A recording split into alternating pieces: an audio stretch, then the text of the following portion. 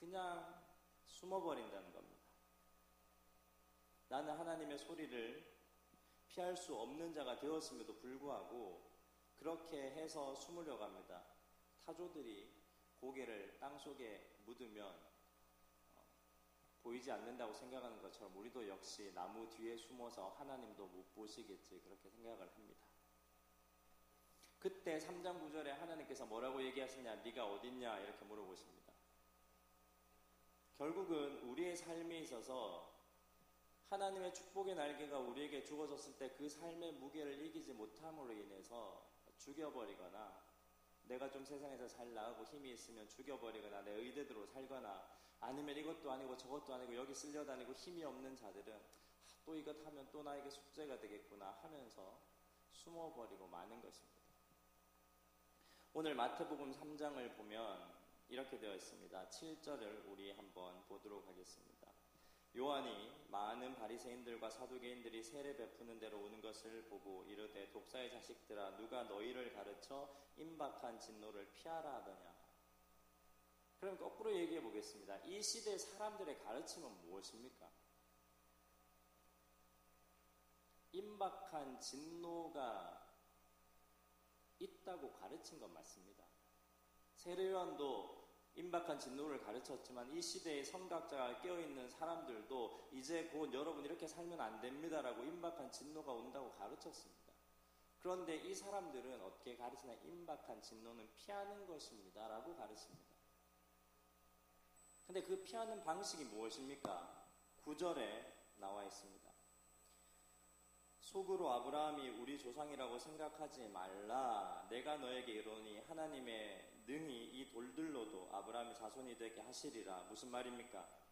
이 시대 사람들은 임박한 진노는 너의 삶과 행동에 합당한 열매를 맺어 회개하고 바꾸어서 거치고 통과해야 되는 것이 아니라 그냥 피하면 돼. 근데 그 피하는 방법이 뭔지 알아? 너희들 아브라함 자손이잖아. 너희가 얼마나 임박한 진노대로 사는지는 모르겠지만 그렇게 살아도 아브라함의 자손이기 때문에 너희들은 통과될 거야. 그러니까 안심해. 걱정하지 마. 이렇게 하고 했던 겁니다. 네 사람 웃었습니다. 네 사람 지금 설교를 듣고 있다는 겁니다. 그렇게 해서 지나가는 거죠.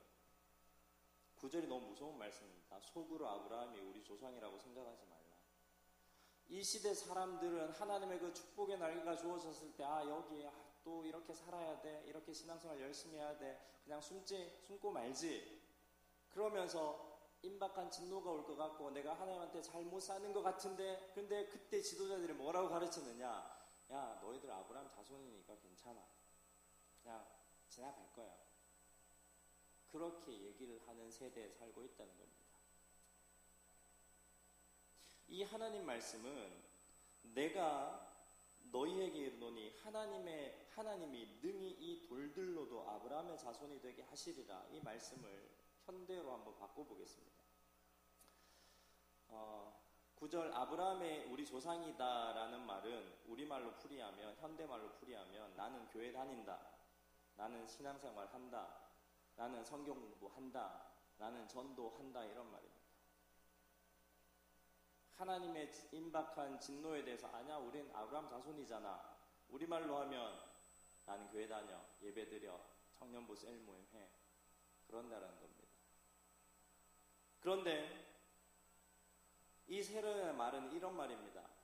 하나님께서 교회 안 다니고 성경 공부 안 하고 신앙생활도 안 하고 전도를 안 하는 사람들로 하나님 나라 이루어 가겠다라는 강력한 선포입니다. 오래단지 교회 다닌다고, 기도하고 있다고, 말씀 본다고, 그러면서 임박한 진노들에 대해서, 하나님의 그 날개에 대해서, 이끌어 가려고 하는 그 하나님의 초량의 날개에 대해서 그냥 피하고 죽여버리고 그렇게 사는 우리, 그러면서 난 교회 다니니까, 나는 기도하니까, 나는 성경 공부하니까, 그러면 하나님께서 우리에게 이렇게 얘기하시는 겁니다.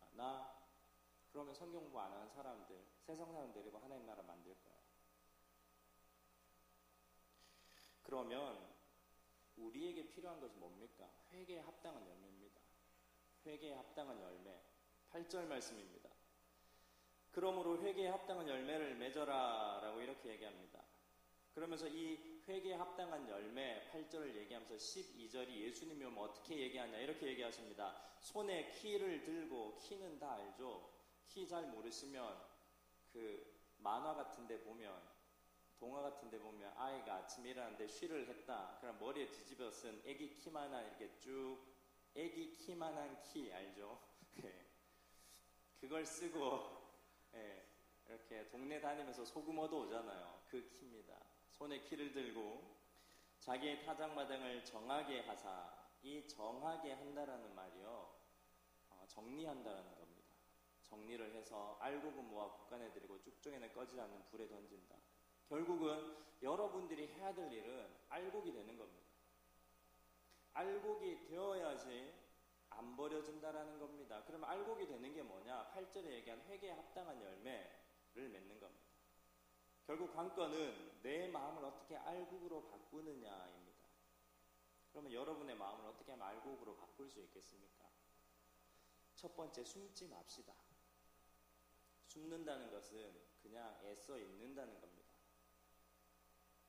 나의 죄를 잊는다는 겁니다. 나의 행동을 잊어버린다는 겁니다. 망각은 은혜가 아닙니다. 내가 잊어버리면 하나님도 잊어버리시겠지가 아닙니다. 머리만 땅에 찔러 넣고 다른 이도 못 보겠지 하는 삶을 벗어나야 됩니다. 내가 모르고 내가 잊어버리고 내가 그때 죄 지은 거 까먹었어, 그냥 생각하기 싫어, 그렇게 던져 놓으면 하나님도 모르겠다고 하는 것이 숨는 것 아닙니까? 그래서 성경은 시편 14편 1절과 시편 53편 1절, 제가 신대원 들어갈 때 이게 시험에 나왔는데 어떻게 외웠냐면요, 어리석은 자들아 식사하러 오세요. 말도 안 되죠. 구절이 어떻게 되냐면, 어리석은 사람들은 말하기를 이 세상에 하나님이 없다 하는도다. 이 구절이 어디에 나옵니까? 이러면 시편 14편 1절과 53편 1절에 나옵니다. 그러니 식사하러 오세요. 14장, 53장 이렇게 외웠던 기억이 나는데요. 14편, 53편에 어리석은 자들은 하나님이 없다라고 얘기한다는 겁니다. 왜? 내가 안 보이고 내가 숨었다라고 생각하면 하나님도 못 봤다고 생각하는 거 진짜 어리석지 않습니까? 물론 타조가 땅에 고개를 하는 건 우리가 숨었다라고 하지만 사실 그렇게 해서 멀리 자기보다 더 포악한 짐승의 발자국 소리를 듣기 위해 귀를 파묻는다라는 행위지만, 그게 우리에게는 숨는다라고 알려졌지만 그게 우리가 그렇게 알고 있지 않습니까? 우리가 숨어버리면 안 보인다고 생각하는 우리의 모습이다, 그렇게 생각하고 있지 않습니까? 그러니 어리석게 살지 말라는 겁니다. 애써 망각하지 마시고 대면하십시오. 하나님, 나 잘못했습니다. 이 정도 이거 죄 지었지만 교회 다니고 성경 공부하면 그래도 근근히 아닙니다. 정확하게 죄에 대해서 회개하라고 되어 있습니다. 그래서 6절에 자기들의 죄를 자복하고 라고 되어 있습니다. 자복이 무엇입니까? 스스로 돌이키는 걸. 여러분들 회복은 하나님 시켜주는 거 맞습니다. 그러나 여기에 있는 단어는 뭐냐? 자복이라는 단어는 스스로 회복의 문을 열다라는 뜻입니다.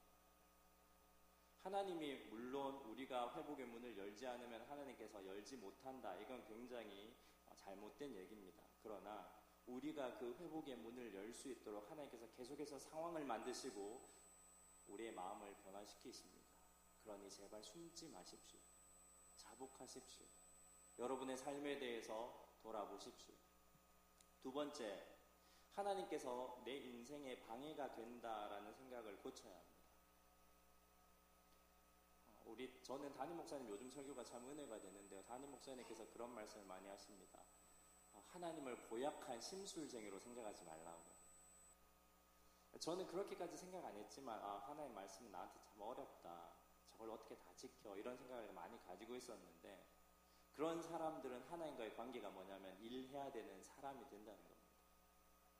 제가 자주 하는 예화입니다. 제 대학교 때 삶입니다. 저는 그렇게 고학한 정도는 아니었는데 아르바이트를 좀 많이 했는데요. 서점에서 책 나르는 아르바이트를 했습니다.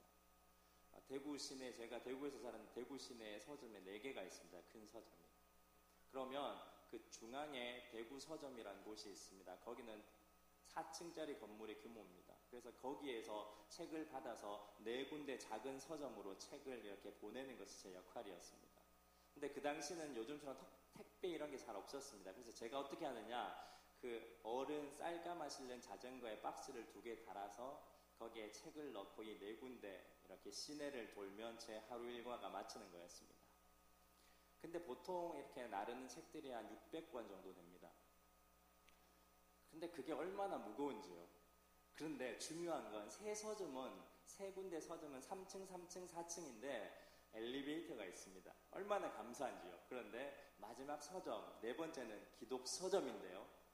4층에 있는데 기독교 서점인데요. 4층인데 엘리베이터가 없습니다. 그러면 이 책을 양쪽에 이렇게 묶어서 한 70권 정도 묶으면 이 정도 올라옵니다. 그러면 양쪽에 이렇게 들고 4층을 그냥 양쪽 140권이죠. 그 정도 들고 이렇게 올라갑니다. 아, 진짜 무겁습니다. 아, 짜증난다. 이런 생각이 막 듭니다. 그런데 하루는 그 기독 서점에 일을 하는데 교회 장로님이 오셨습니다. 박교진 웬일이야? 아, 장로님 저 여기 일하고 있습니다. 어디서 일하는데? 아, 저기 서점에서 책 나르는 거 하고 있습니다. 그래서 책을 날라서 이렇게 다 꽂고 난 다음에 가려고 하는데 장로님이 그렇습니다. 야, 너 책 읽는 거 좋아하지? 네. 너 원하는 대로 다 골라. 장로님 진짜요? 그래, 다 골라. 그래서 제가 그때 고른 책 권수가 몇 권인지 아십니까? 아직도 기억합니다. 200권이 넘습니다. 212권을 골랐습니다. 그러면 이 정도 쌓입니다, 양쪽에. 그럼 이렇게 살짝 이렇게 들고 가는데 여러분 생각해보세요. 이게 무거웠겠습니까? 가벼웠겠습니까? 예? 무거웠죠. 그렇지만 마음은 어땠습니까? 엄청 가벼웠습니다. 그렇게 남책 운반할 때는 너무 힘들어서 이 4층 이렇게 한 이게 100몇 권에도 막 이렇게 나왔는데 제 책이라고 생각하니까 200권 넘는데도 너무 가벼운 겁니다. 그리고 지하철을 탔는데 지하철에 사람들이 다 쳐다봅니다. 저 뭐지? 양쪽에 책을 이만큼 들었으니까. 그래도 하나도 안 무거웠고, 제가 그때 누나 집에 살았는데 누나 집 14층인데 14층 엘리베이터 올라가는데 너무 기분이 좋았습니다. 하나도 안 무거웠습니다. 말씀을 한 군데 보겠습니다. 여러분 다 한번 펴보십시오. 신명기 10장입니다. 신명기 10장.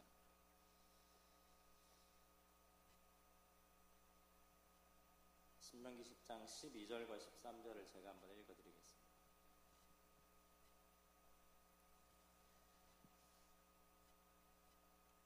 우리 다 같이 한번 읽어보겠습니다. 시작. 이스라엘아, 내 하나님 여호와께서 내게 요구하시는 것이 무엇이냐? 곧 내 하나님 여호와를 경외하여 그의 모든 노를 행하고 그를 사랑하며 마음을 다하고 뜻을 다하여 내 하나님 여호와를 섬기고 내가 오늘 내 행복을 위하여 내게 명하는 여호와의 명령과 규례를 지킬 것이 아니냐. 이렇게 되어 있습니다. 남의 것은 무겁습니다. 근데 내 것은 안 무겁습니다. 결국은 하나님의 명령과 규례와 법도 내 목숨을 다해 사랑하는 것이 남의 거라고 생각하고 하나님 명령이라고 생각하고 하나님 거라고 생각하면 무겁습니다. 그러나 이 주어지는 이 말씀과 이 삶이 내 것이라고, 내 축복이라고 생각하고 내 행복이라고 생각하면 가볍습니다. 그게 내 인생에 하나님이 방해가 되는 게 아니라 하나님께서 진짜 내 행복을 위하여 그렇게 많은 걸 주셨다는 겁니다. 물론 140권보다는 212권이 훨씬 더 무겁겠죠. 그러나 그것이 내 행복을 위한 작은 수고에 밖에 지나지 않습니다. 이게 하나님의 은혜라는 겁니다. 회개에 합당한 열매, 내가 그 회복의 문을 여는 일들이 숨지 말고 대면하고 자복하고 그리고 하나님에 대한 생각을 바꿀 때 시작됩니다. 변화는 내가 무엇을 해야 된다라고 하는데 사실은 제가 오늘 뭘 해야 된다, 숨지 말아야 된다, 하나님에 대한 생각을 바꿔야 된다고 했지만 이것보다 더 근본적으로 마지막으로 이 말씀을 전하려고 합니다. 변화는 이런 모든 것을 출발해야 함 이전에 내 안에 뭘 두는지가 너무 중요합니다. 내가 하다 보면 내 열정과 내 마음이 끊기면 끝납니다. 그런데 내가 무엇이 되는 것이 아니라 내 마음에 무엇을 놓으면 달라집니다. 교회 앞에, 유치원 앞에 그 삼거리 아시는 분 손 한번 들어주십시오. 교회 유치원, 샬롬 유치원의 그 삼거리 앞에 아시는 분, 이쪽 내려가다 보면 소년부실, 예배실 내려가다 보면 삼거리 아시죠? 거기에 변화 보신 분 손 한번 들어주세요. 예. 제가 이 교회에 그 길을 다닌 지 5년이 되었는데요. 5년 동안 거기가 변하지 않았습니다. 삼거리 유치원 앞인데요. 화단이 이렇게 있는데, 화단이 있고 나무가 심겨져 있는데 그 앞에 온통 쓰레기장이었습니다. 그래서 5년 동안 지나갔던 걸 한번 추억해 봤습니다. 쓰레기 봉투와 여러 오물들, 그리고 이런저런 폐물들이 매일 아침마다 그렇게 쌓여 있습니다. 청소차가 치우는데도 항상 쌓여 있었습니다. 작년까지만 해도, 올해 초까지만 해도 이렇게 문구가 있었습니다. CCTV 설치, CCTV가 설치되어 있다는 설. 두 번째, 양심에 호소합니다. 이런 문구도 있었고요. 깨끗하게 사용합시다. 이런 문구도 기억나고요. 또 요일별로 따로따로 정리합시다. 어떨 때는 쓰레기는 가져다 놓으셔도 되는데 제발 쓰레기 봉투에 담아냅시다. 그러면서 5년 동안 계속 그 문구들이 바뀌었지만 그 쓰레기장은 변하지 않았습니다. 그런데 2달 전에 우리 교회 관리하시는 집사님께서 예쁜 꽃화분 2개를 가져다 놨습니다. 근데 지금 가보면 놀랍게도 그 앞에 쓰레기가 없습니다. 물론 그동안 오물들, 얼룩들이나 이런 건 땅에 베이고 벽에 스며든 것들은 아직 사라지지 않고 있지만 그 화분 2개를 통해서 거기에 쓰레기장이 이제 화분 2개로 바뀌어져 있습니다. 여러분 놓으십시오. 여러분은 죄가 쉴 수 있는 곳으로 만들지 마시고, 여러분 더러운 것을 여러분을 놓이지 않도록 뭘 가져다 놓으셔야 됩니다. 여러분의 열정으로 하면 되겠지, 몇 번 해보고 CCTV 있습니다라고 율법으로도 호소해보고, 여러분 그래도 여기는 아이들이 있는 유치원 앞인데 깨끗하게 해서 감정으로도 호소해보고, 그렇게 해도 하루 이틀이지 여전히 변하지 않는 것이 우리의 모습입니다. 그런데 중요한 건 큰 화분 2개가 와서 화단 앞에 장식을 하니 그 다음부터 없어졌다는 겁니다. 우리가 우리의 마음 가운데 무엇을 놓고 시작하느냐에 따라서 너무나 많이 달라집니다. 이 세대에도 여러분 삶 가운데 임박한 진노, 하나님의 말씀대로 살지 않는 그 삶을 잠시 피하라고 얘기하는 곳이 많습니다. 꼭 굳이 그렇게까지 신앙생활을 해야 되냐라고 할 수 있습니다. 그리고 우리에게는 하나님의 그 축복의 날개가 초량의 날개가 되어서 내 비둘기 같은 날갯짓으로는 그 날개를 못 준다고 생각합니다. 그래서 항상 질질 끌면서 끌려다닌다라고 생각을 합니다.